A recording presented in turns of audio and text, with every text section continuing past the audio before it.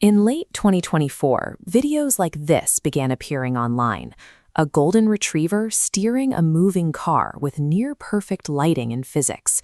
It was the first public look at Sora, a model capable of turning simple text into high-fidelity video. By September 2025, OpenAI moved beyond tech demos and launched Sora as a standalone social media app. It was designed for the masses, allowing anyone with a smartphone to generate and share their own AI-created clips in a scrolling social feed. The response was immediate. Within days of its release, Sora climbed to the #1 spot on the Apple App Store, fueled by a wave of viral videos ranging from dogs driving cars to surreal celebrity parodies. This wasn't just an experiment in social media. It was an attempt to disrupt the attention economy.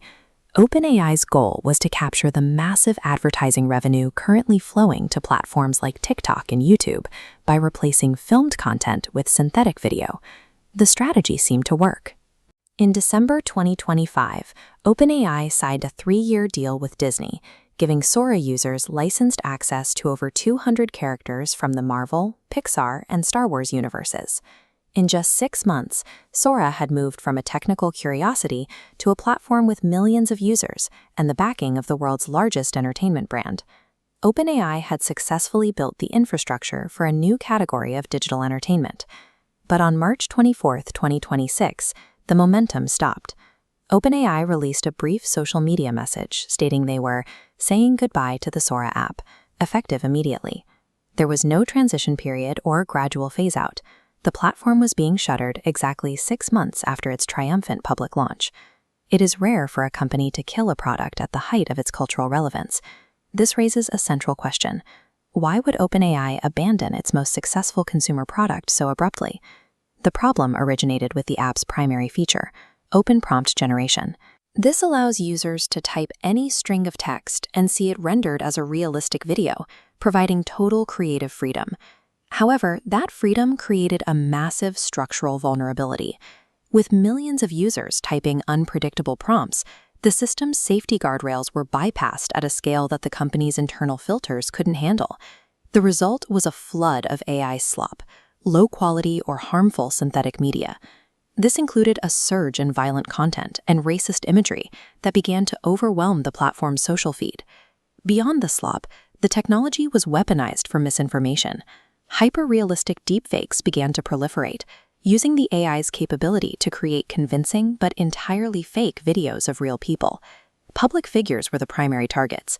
After a series of disrespectful depictions of Martin Luther King Jr. went viral, OpenAI was forced to implement emergency blocks to appease outraged family estates. The manual ban soon extended to pop culture icons. After users generated outlandish videos of characters like Mr. Rogers, OpenAI had to manually hard-code blocks for specific prompts to prevent further brand damage. These manual fixes were a temporary solution to a mathematical problem. In an open prompt system, it is impossible for human moderators to anticipate and stop every harmful generation before it reaches an audience. OpenAI found itself in a constant state of damage control, reacting only after unions and family estates in Hollywood raised public alarms about how their likenesses were being used. The internal pressure was visible in the company's contradictory messaging. On Monday, OpenAI published a blog post detailing new safety measures for teens. By Tuesday, the decision had been made to shut the app down entirely. The final blow came when Disney publicly exited the partnership. Citing the need to protect their IP and the rights of their creators, the studio ended the deal that had been the cornerstone of Sora's commercial credibility. Disney's departure proved that premium brands cannot operate on a platform where the content is unmoderated and unpredictable. Without brand safety, Sora's business model was no longer viable. For current users, Sora is effectively dead. OpenAI is now focused on helping creators export the videos they've already made before the app's infrastructure is dismantled.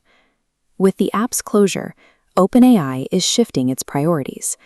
As Disney noted in their exit statement, the company is moving away from this specific video generation business to focus on other areas of AI development. This 6-month cycle provides a lesson for the tech industry. Raw technical capability is not enough to sustain a product. Without a framework for legal and societal control, a powerful tool can quickly become a corporate liability.